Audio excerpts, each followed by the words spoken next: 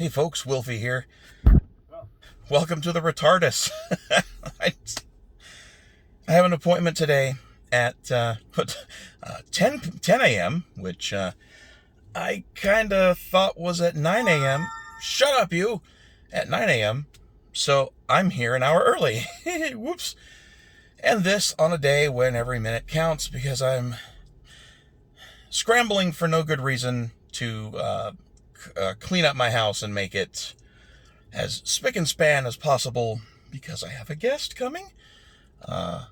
Very special guest, and I would like her to not think I live like a pig. And I don't, but, it's just me, and 7 cats is hard to keep up with, and all of my stupid various science projects are also kind of fun to keep up with. So So I'm stuck here for an hour. I'm not really stuck. I could go entertain myself somehow. I'm in East Orlando. There's a Home Depot back that way a bit. And I think they open around 9 o'clock, maybe even 8 o'clock on Sundays. I don't know. There's, of course, there's always Walmart if I want some major excitement, which I do not. Or I could sit here and babble at my friends for a bit, which I think I'm going to do, because you guys are cooler than Home Depot. Remember that. So, I don't know, even if, it doesn't matter if you own a home or if you're renting a house or an apartment or a townhome, whatever, it doesn't matter. You have a space. Even if you're just renting a room, or even if you live with your parents, you've still got your space, no matter how small it is. This happens no matter where you live, no matter what your situation is. You get it in your head that you're going to do all sorts of things to clean up or reorganize or make something better. You get all these, you build up a list, not quite projects, although that happens too, but just chores. You put together a list of things you absolutely have to do, or that you desperately need to do or want to do, and you find yourself, okay, I've got all weekend to do this, and after the first day, you've got like 1 or 2 things on the list done, and you put off the rest, or you just get tired, and so you stop, and you go, okay, I got to get the rest done tomorrow. Well, that's me, and here I am. Today is tomorrow.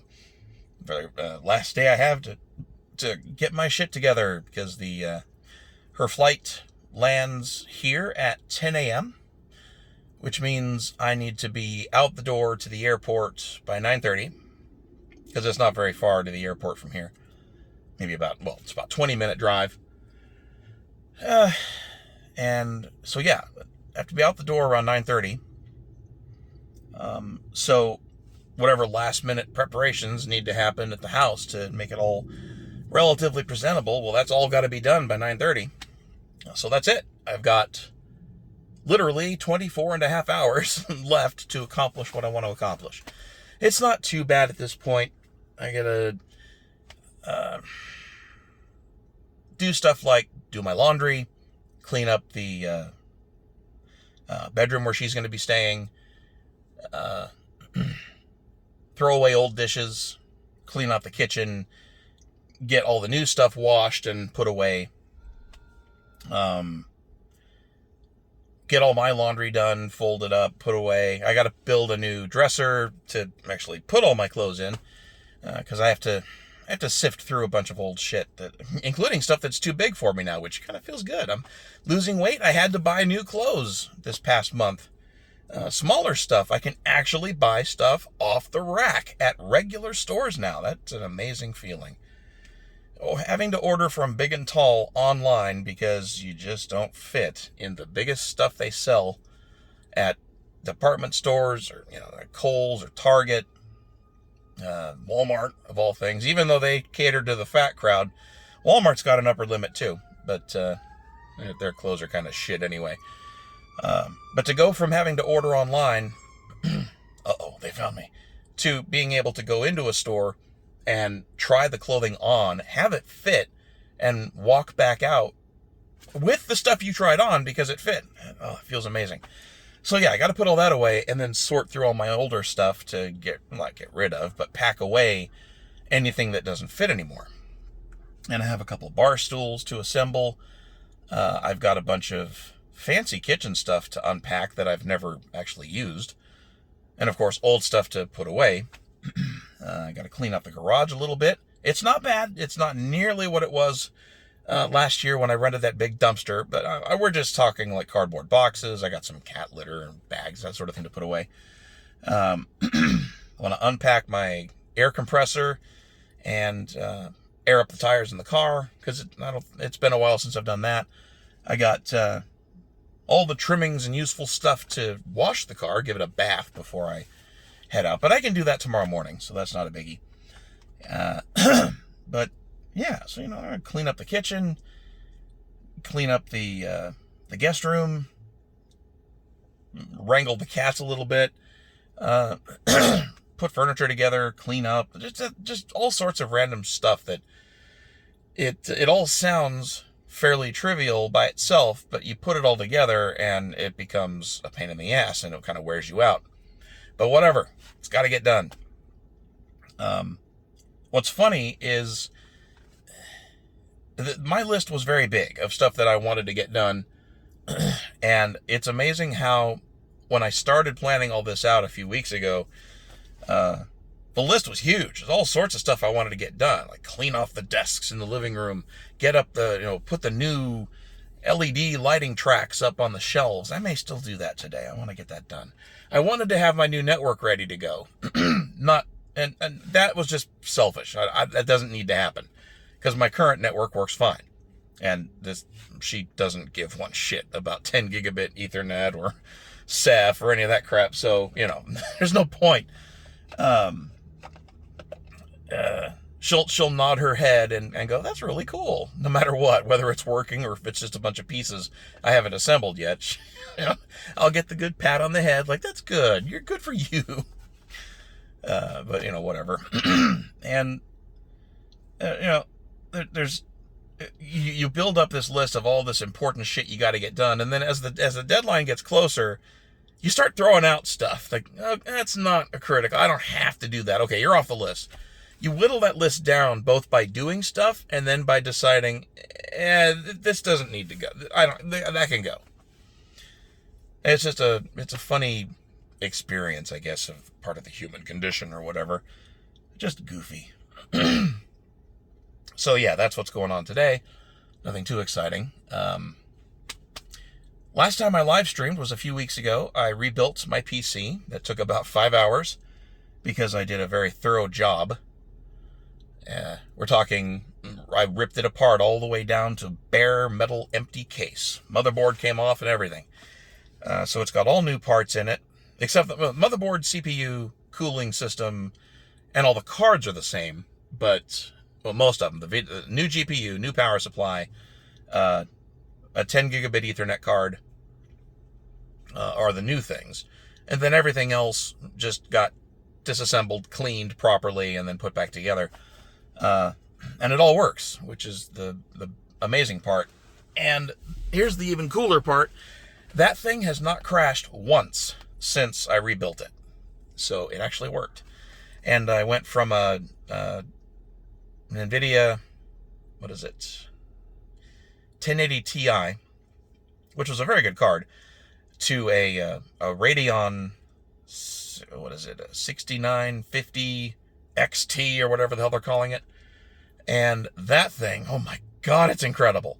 My only complaint is that when that thing ramps up to full power, those fans are really noisy. I mean, jet turbine taking off kind of noisy. I'm actually thinking about figuring out what fans they actually use, like what form factor, and maybe popping the hood and replacing them with, I'm sure they used top tier equipment. No, they used whatever Chinesium fans they could get cheapest. So there's 3 of them. So that's why it's noisy. But there's no excuse for that. I can probably find aftermarket fans that are. It's like the Noctua or Be Quiet and those brands. There are things you can do to make a fan in a certain form factor move more air and be quieter. And when they build these things, they don't care. They just put the cheapest fan they can get that fits their needs. So I'm going to look into that. But otherwise, I've got no complaints about that card. It even does ray tracing, which I thought was really cool. And as it turns out, for AI-related stuff, mostly frame interpolation, image and video super sample, AI enlargements and that sort of thing, works fine. There are plenty of all the prominent. There's like 3 algorithms out there that are really popular, and I'm trying to remember. 2 of them are 4-letter. DIAN or DAIN. DAIN is the oldest one that's still popular.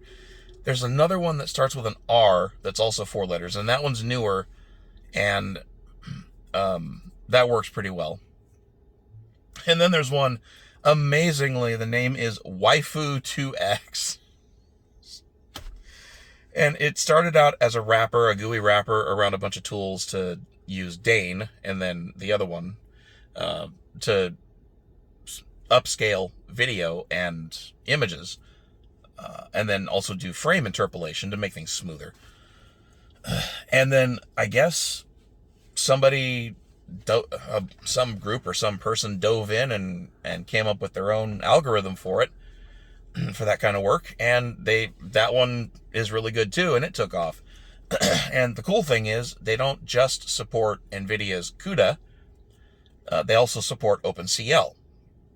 And the Radeon cards all support OpenCL, just like NVIDIA does. NVIDIA has CUDA as exclusive. You can't get CUDA on anything but an NVIDIA card. But stuff like, I'm pretty sure TensorFlow and those kinds of cores, those can all still run on OpenCL. And performance is fine. I heard grumblings that H.265 hardware encoding on Radeon cards was not nearly as good as on the NVIDIA cards as far as quality goes. But I haven't really seen that. I've been using it for transcoding, and it's producing fine results to me. Now, maybe I don't have a discerning eye. Maybe I just don't care and I'm not noticing, but it looks indistinguishable to me whenever I've compared. And the cool thing is, I don't have to hack the driver to get 4 or even 6 streams going at once. And that card chews through frames. Holy crap. It definitely encodes faster, even with like 4 encoding threads going, with 4 different videos going. It's easily 5 times faster than the 1080 Ti was. And maybe the quality thing is, I don't know. Maybe the 1080 was just really shit at it. And so because this card is at least on par, probably better on the quality thing than my old card was. Maybe that's why I don't see a difference. But maybe the 3080 or 3090s, maybe those chips do just a superlative job and I'm just missing out like an idiot, but whatever. I'm very happy with the card. Game performance is just unbelievable. Yeah, I can run pretty much everything I want to run at 4K, which is just amazing. So that means for live streaming, I typically record at 1440 and then either stream at 720 or 1080. That's nothing. The card will not break a sweat. I could throw anything I have at that thing at 1440. It's going to run just fine. Flawless. And because encoding is fast and because it's fast, it can easily, easily sustain both a high quality stream output and high quality 1440 local output, so that I can, do my editing, what little I do, and uploading to the YouTubes. So that's working out great. I love that card. So, obviously this weekend, yet again, I have an excuse not to stream. This coming weekend, I continue to have an excuse because my guest will still be in town. But the week following, So, 13 days from now, I'm out of excuses. And it'll be definitely time to start getting back into the fold. And because I miss gaming, I miss hanging out with you guys, I miss just farting around on a Saturday afternoon, goofing off with friends, with not a care in the world. And yeah, I want to get back into that. So that is my plan as far as streaming goes. And yes, I know for the last year I've been saying that, and plans always change, and I apologize for that. No promises that it won't happen this time either, but god damn it, I'm going to try. What else is there to talk about? Because I've still got, 40 minutes? Yeah, easily 40 minutes to kill. God damn it. There's a whole bunch of stuff going on in the real world. I don't know that I want to talk about much of it. How about those gas prices? Who cares? Everybody cares, but nobody cares who can do anything about it. So, we're all fucked. There's the Russia-Ukraine thing, which is just depressing. And there are way too many warmongers on this earth, too many people enthusiastically cheering this war on, rooting for one side to completely rout the other. You shouldn't be rooting for that, guys. You should be rooting for them to go, okay, this is fucking stupid. Let's kind of not kill each other hard and stop that for a bit and figure out maybe what we can do to stop this. Outside the countries involved, we don't have any business doing what we're doing. And, we're on the sidelines, except, of course, our government is shipping, $50 billion worth of shit to Ukraine, which is, a big middle finger to the world's third largest nuclear power, which is just brilliant strategy. But, I'm rooting for both sides to fucking stop killing each other and figure shit out. Ukraine is going to have to give something up because it's just reality. They're facing a much bigger foe with a lot more firepower. Ukraine is to the point where they're sending threatening letters to other countries demanding that they deport all able-bodied Ukrainian citizens so they can come back and fight. Citizens, not we're talking civilians, not military. And they're in trouble. They're not going to win this. And the longer they fight, the more people are going to die on both sides. I'm sure they'll make Russia pay for every inch if they really want to, but fucking egos. That's all this is. It's all just dick waving. And Ukraine is eventually going to get crushed, and no matter what side you're on, that sucks. Even if you're rooting for the Russians, how do you want the Russians to win?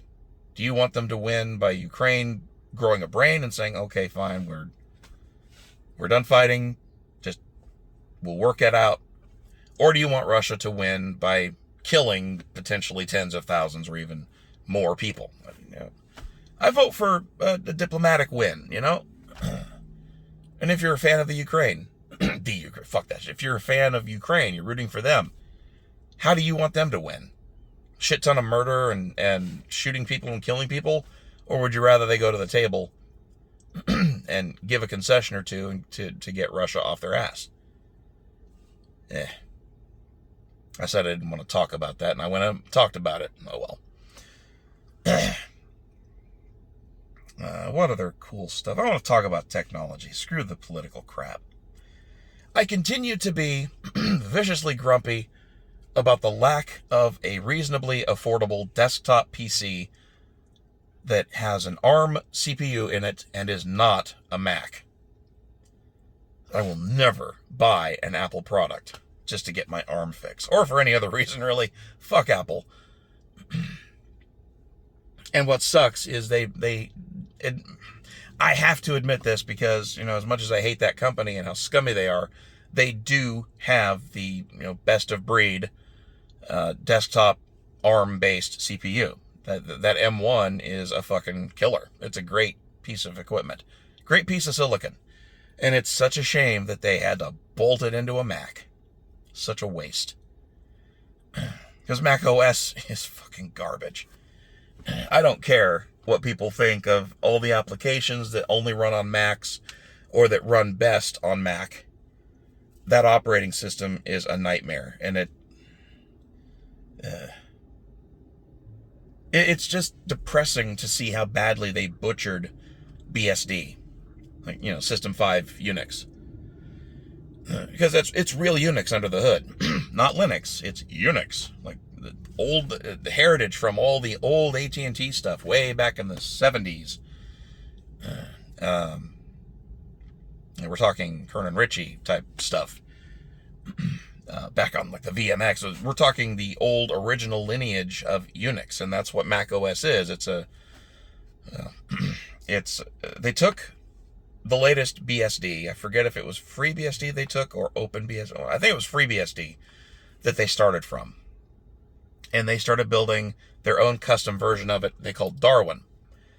Because for a while, Apple had designs on competing in the server space too, which did not go so well. And I'll get to why. I'm just curious about something. Oh, yeah, we're fine. God, I love this car.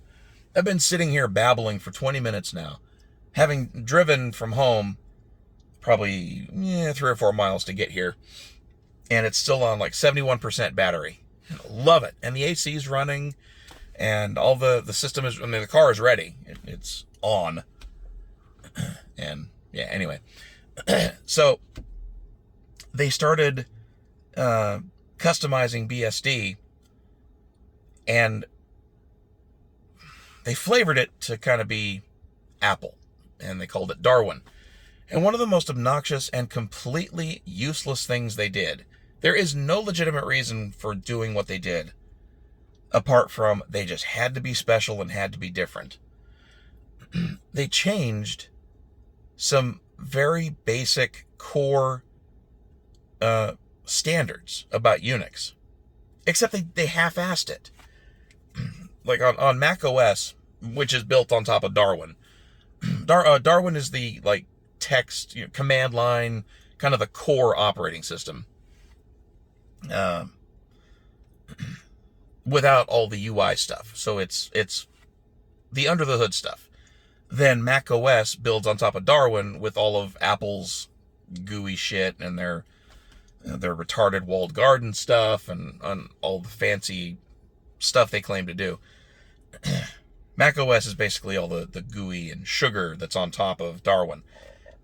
But Darwin did this too, and Mac OS just made it worse. They decided that instead of standard paths like /lib and /userlib, userlocallib, and things like that, they decided, oh no, we're going to call that /libraries. The capital L, because Unix is case sensitive. So I know this sounds really corny and it's a stupid complaint, but that's harder to type. If I want to get into the system libraries on a Linux box or a normal Unix box, like Solaris or AIX, any of them, I can do cd/l tab, and I'm in.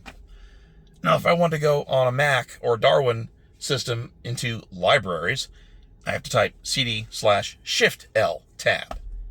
I know that sounds petty, but it's an extra keystroke. It's actually a chorded keystroke. Well, not chorded, but it's a combo. It takes more fingers. It's more mental energy to do it. And I'm sure it becomes muscle memory after a while, but bleh. And then the same thing with programs.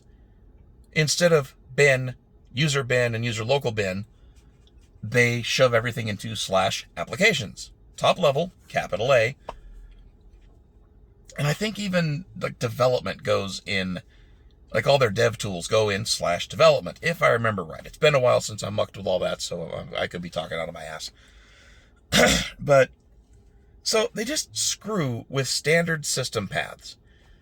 And that's a complete pain in the balls for any kind of software that is open source or even closed source.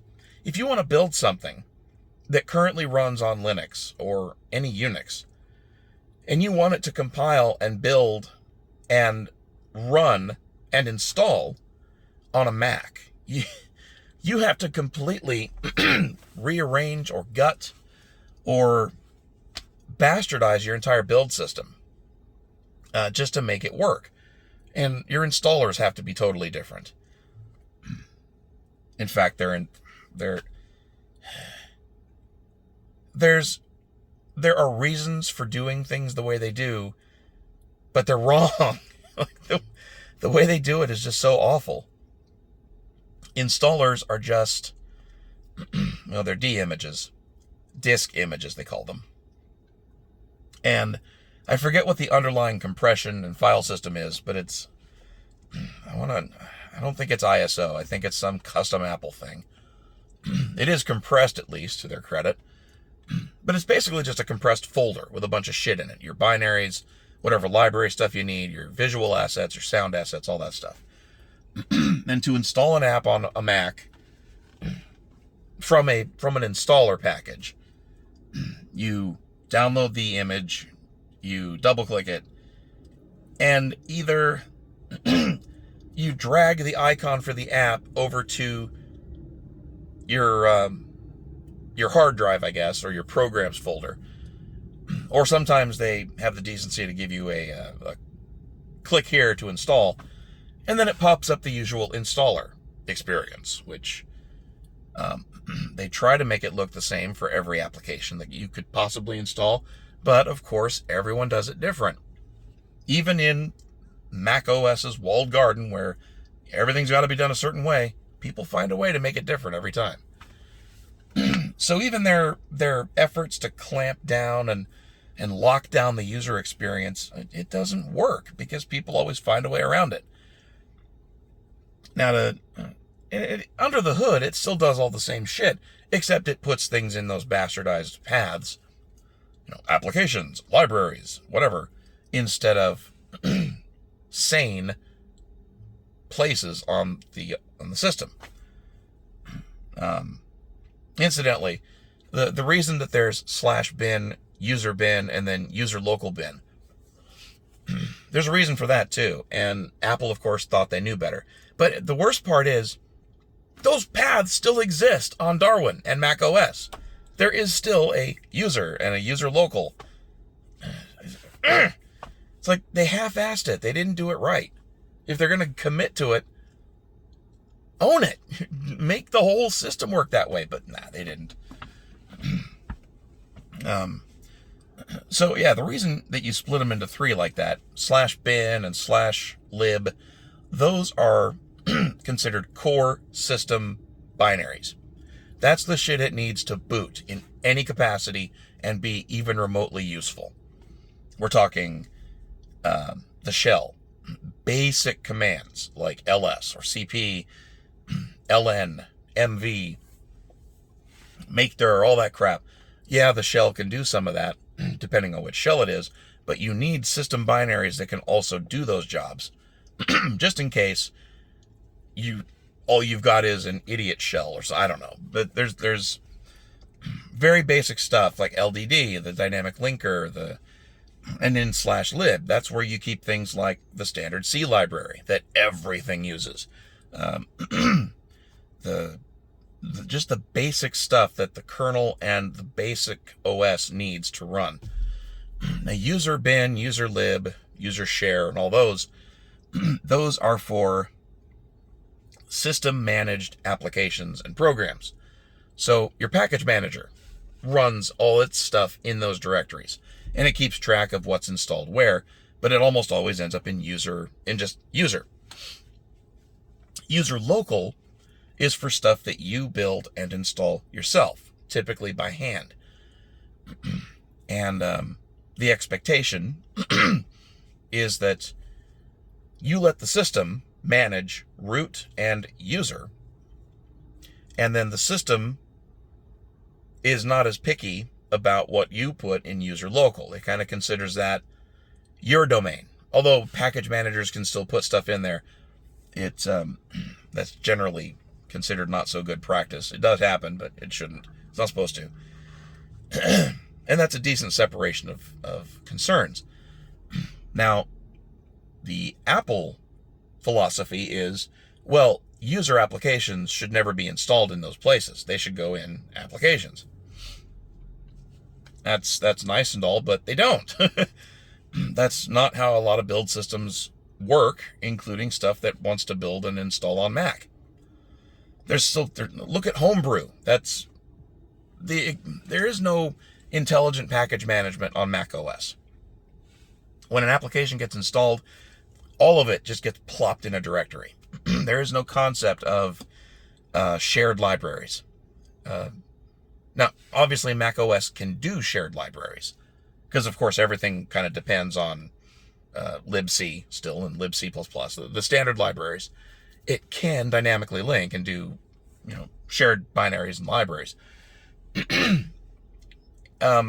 But individual apps don't. I mean, the binaries can still be dynamic, but they like if two different programs both include FFmpeg, for example, and they both have a dependency on it, but they're not particularly picky about like patch level.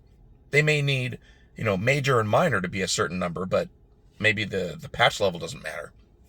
On Linux or BSD or most Unix systems, FFmpeg can be a shared dependency. You install that, and it just lives in the system managed, like usually user lib, user bin.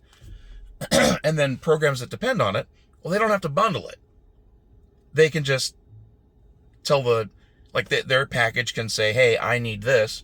And so when the package manager goes to install it, he goes, oh, you have some dependent. Okay, I've already got that. So that's good. It's already installed. You're good to go.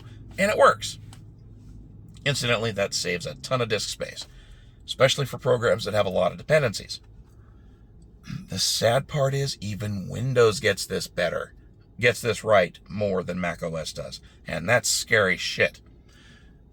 So anyway, Mac OS kind of does the same thing that, it's not a perfect analogy, but think of Docker or Docker containers or just containers in general. Apps don't get their own container runtime when they run. They're just part of the regular system. There's no hypervisor or anything like that. There's no virtualization unless it wants it. But it's still the same idea, where every single dependency that an application could possibly need gets bundled into its little installer or image or whatever you want to call it, and then it gets plopped into /applications, and that's the end of it. There's no sharing between installations of separate programs, and I don't know, it seems so wasteful to me. Docker containers are neat. They do have their downsides. Excuse me. And there's actually kind of an interesting... God, I'm getting so far off topic here, but it's fun anyway. Who cares? Amazon, of all people, released, and I can't remember the name of it. I've been meaning to play with it because it's really cool. It's a rare instance of a genuinely good technology brewed up completely from scratch by Amazon. One of their more interesting and useful AWS services is the Elastic Container Service, aka Fargate. And that's where essentially you just push up a Docker image and it runs it.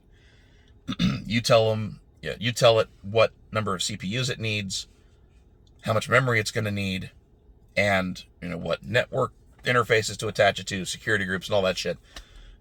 You basically tell it you tell the infrastructure what you need to run this container, or what the container demands, and how you want it to talk to the rest of the world, if at all. And then you push that definition and the image up to Amazon, and it spins up. It takes care of provisioning, so you don't have to muck around with picking the right EC2 type or instance type. All the provisioning happens automatically. And it's genuinely pretty cool, and it's less expensive. That's the big win, because you're not, it only allocates the resources you actually need. You can make Fargate expensive, but it still ends up being pretty cheap compared to just constantly running EC2 instances. And when you tie it to stuff like the load balancer service, which isn't free, but it's relatively cheap, you tie it to load balancing and target groups, it can do really impressive things. Like, if you define a service and it's composed of a certain number of tasks, it could be one task, or it could be multiple tasks that all have to be there together. It can also be, and each task can have multiple containers. So a task is basically something like an application instance. Maybe you need, and this may not be the best way to do it, but just to describe how you might use it, maybe you need a GeoIP database available to your application image or your application container. But the whole point of using containers is separation of concerns. So you want to keep that database up to date, but you don't really want the container running your app to be responsible for that. So no problem. You throw a second container in there that just has, enough tools, enough just bare bones minimum to get that database updated. And then you have both containers mount a shared volume that just has that database in it. That's it. So the updater runs separately, and if it dies, it doesn't matter, because the database file is shared with the other container, and so the app still runs. And even if it's not getting up-to-date GeoIP database stuff, it at least still has one, and it doesn't get affected by the outage. And then vice versa.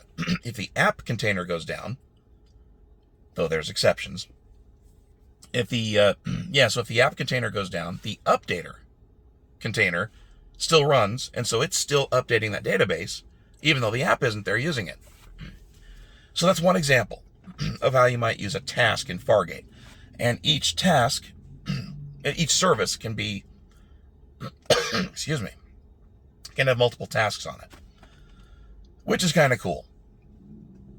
And you can set targets, like target number of containers, instances, that sort of thing. So if you've got some website that is suddenly taking a whole lot of traffic, well, maybe you need to spin up, instead of just one instance of the application, the web app or whatever, maybe you need to spin up 5 and keep 5 running at any given time. Well, you can tell AWS that, and you can tell the service, look, auto scale this thing, bare minimum, always run at least 2 instances, and if shit gets real, you can go up to 20 instances, and try to keep at least 25% of that 20 running at all times. So, or 20%. So I guess that means you're running 4 instances instead of 2.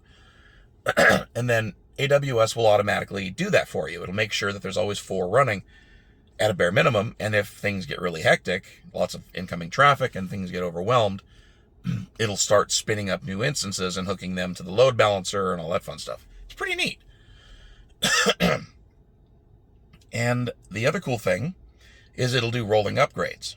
So if you have a new version of your app, you push the new image and you update your service definition, your task definition. It gets a new revision number. That's automatic. But you point it at the new container, or even just the same container. If you just change the tag in the container registry, you can do that. Then you just, you may not even have to version bump the definition. You could just say, you can just go to the service and say, okay, new version, redeploy. And it will, one by one, like it'll start spinning up the new containers, the new instances, but it won't deconstruct the old ones until the new ones are fully registered in the load balancer. Meaning, no downtime, but it's a rolling upgrade. And it can revert that too. So if there's some major critical bug and you're like, oh shit, there's a quick way to roll it back, which is pretty nice. So it's not perfect. It's complicated in parts. And to be blunt, it can be a real pain in the ass in a couple different cases, but it is what it is. It's pretty good overall. I want my check, Amazon. Ting. Kidding. But the reason Fargate works as well as it does is that Amazon put together their own, I guess they call it micro-containers. And they're kind of, it's Docker compatible, or I think it's not, it's container.io compatible. Like there's this standard that they all got together and decided to implement, and because like there's Podman and some other, I forget the name of the other one, LXC maybe, whatever. There's competitors to Docker out there because the guys that came up with Docker went commercial, so it's a company, and they're slowly starting to close Docker down to be commercial, and you got to start paying for it. Like Docker Desktop, convenient little GUI app, and originally one of the only ways to run Docker on Windows or Mac OS, and it was free. But now they've decided, well, not so much. If you're a company and you've got more than X employees, well, now you got to pay us for Docker per head, per year. Fuck that noise. So Docker's got other shortcomings too, so people started brewing up this Podman thing and a couple others. And they all decided, well, okay, we can either make our own independent stuff completely incompatible and be a real pain in the ass, or we can take all our good ideas, mash them together into one standard, and interoperate. And that'll ease transitions, make people less anxious about getting into one container technology versus another. And so fine, they made a standard. And I know at the very least, AWS, their micro-container stuff is compatible with that container standard. But their big, what they boast about is that they can, where a Docker instance, or, a Docker daemon running on a server that's got nothing else going on, big iron, like 32 core dual processor, so 64 cores, 128 threads, Intel Xeons, state-of-the-art, uber fast, with like 4 terabytes of RAM, fuck tons of SSDs directly bolted onto the system, 10 gigabit Ethernet interfaces, the whole works. We're talking maybe a $50,000 server sitting there doing nothing. If you start throwing a bunch of Docker work at it and have it spin up containers as fast as possible, it's not the fastest thing in the world. It's fast, but it's, for an individual company, it doesn't matter. You're not going to care. You do, Docker Compose up and have it build up your application and stand the whole thing up. You're looking at a couple minutes at most. Even if you're talking hundreds of containers, it's only going to be a couple minutes. Well, AWS, their micro-container service, they brag that they can spin off like 100 containers per second. And that means, it doesn't mean all your apps are going to start within a second and you can do 100 at a time. It just means that it can provision and allocate resources, set up the networking, and do all the basic stuff that's needed to get a container going. It can do that super fast. And so, like, deploying a container and getting it started is instantaneous. And then it's up to the app to do its stuff to get up and running.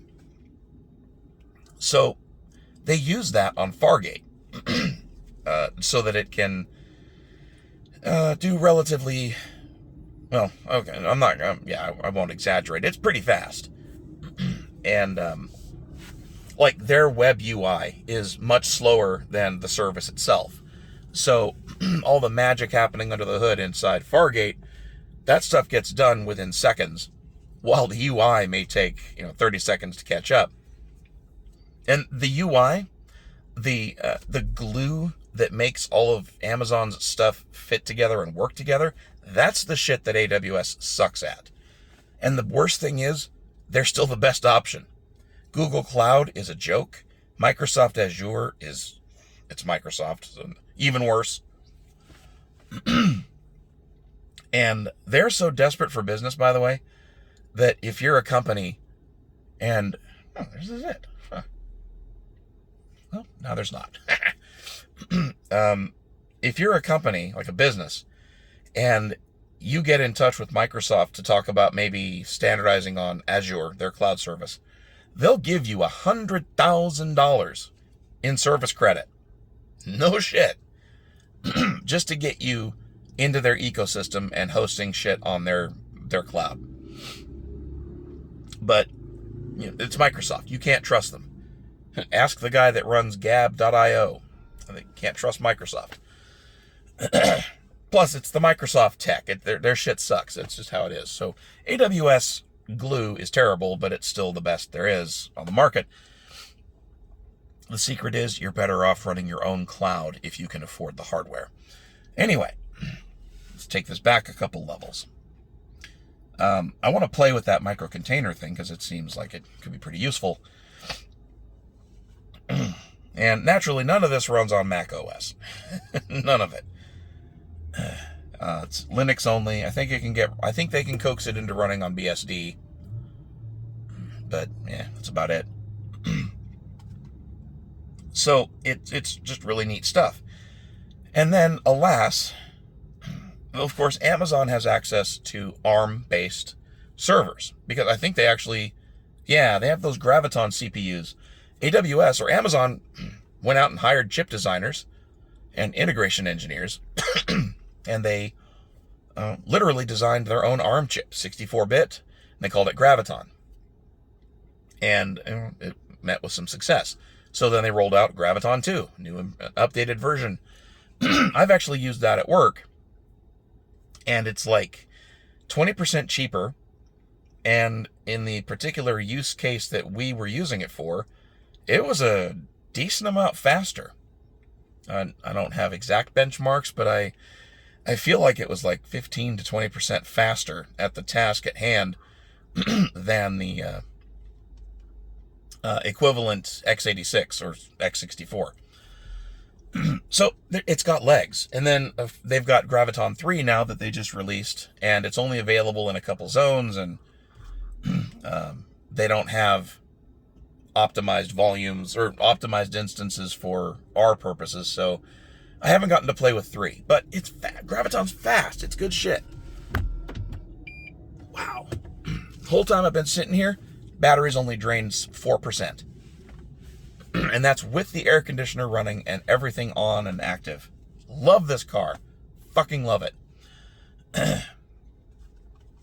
So yeah, Amazon has access to ARM. So of course their shit runs on ARM as well.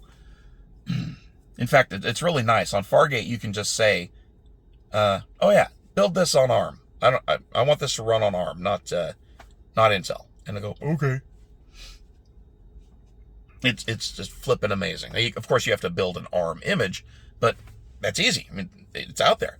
In fact, there's this really cool hack. Not a hack, it's just a set of things you can do. And this is crazy. It even works on WSL on Windows. Get this. But you can do it on Linux too. You can set up your Docker instance or whatever container engine you're running. There's a bunch of libraries to install, but then you can cross-compile on an x64 box, AMD or Intel, and it'll cross-compile images for ARM right on your desktop or your PC or on a Linux server. It's just really cool shit. Anyway, but there's still no affordable, decently powered ARM system for consumers, apart from the goddamn Mac Mini and MacBook Pro. And fuck that. I don't want to spend that kind of money on a goddamn Mac. And I don't want to give Apple money anyway. Because they suck. So the closest you can get are these These single board computers, little baby things like the Odroids, those are good. The ones that I'm using for Ceph cluster nodes, they're 4-core. They have 4 gigs of memory, 2 native onboard SATA ports, and Ethernet. They have an HDMI port. They have a micro SD slot, and they have room for an eMMC module, so you can put a separate flash drive that isn't micro SD straight on the board, so that it can, run the OS and use the 2 slots for storage, for actual, data storage. They're great little boxes, but that's still a bitty box. 4-core CPUs and 4 gigs of memory. That's not very much. You can develop on that, but it's going to be slow. And you can't develop much. You're going to start hitting swaps so fast if you do anything substantial with a system like that. You can get away with compiling C and C++ stuff without running out of memory, usually. But God help those poor Go and Rust bastards. Although, I actually kind of enjoy the suffering of Rust users. That evangelism is so annoying. Rust might be more interesting if it wasn't just completely captured by woke-tards and batshit insane evangelists that are convinced that, oh, this is going to replace C, and we need to use this for systems programming. And everybody's kind of looking at them side-eyed like, are you sure about that? And thank God Linus Torvalds said, nah, they're not putting that shit in the kernel.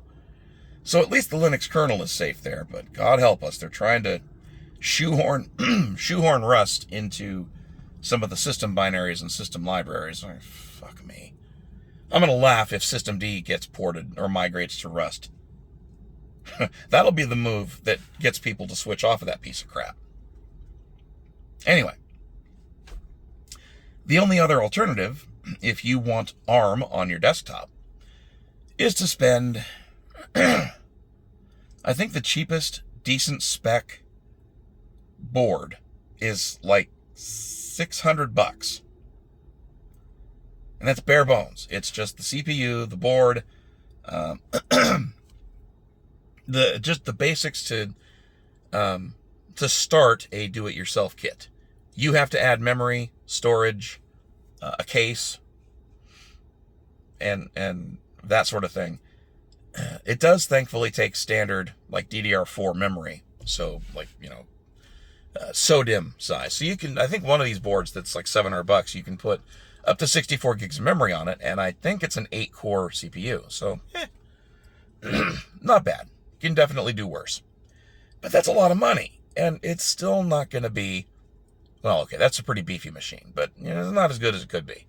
If you want to play with the big boys and have like a 64-core beast, you're looking at building, like the company that makes, Ampere, I think makes a 64-core. Well, they make big server scale CPUs on the ARM platform, and I think they're,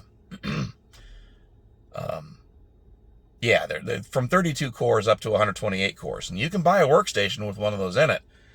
The base configuration with like 32 cores and 8 gigs of memory, or no, it has to have 8 sticks of memory minimum, so I think the minimum is like 64 gigs. But yeah, the base config is $7,000 just for a workstation with an ARM in it. It just sucks. Anyway, I lament. I want an arm, but I don't want to pay an arm and a leg. Well, 5 minutes to my actual appointment, so I'm going to go. You guys have a good day, and thanks for listening to me ramble. And I will, I'll try to, maybe I'll post some stuff this week from our combined antics with my lady friend who's coming out to visit. Otherwise, I will see you guys probably in a week or two. Thanks for watching. Have a great week, great weekend. Happy Father's Day. Call your dad. And, right. Take care, guys.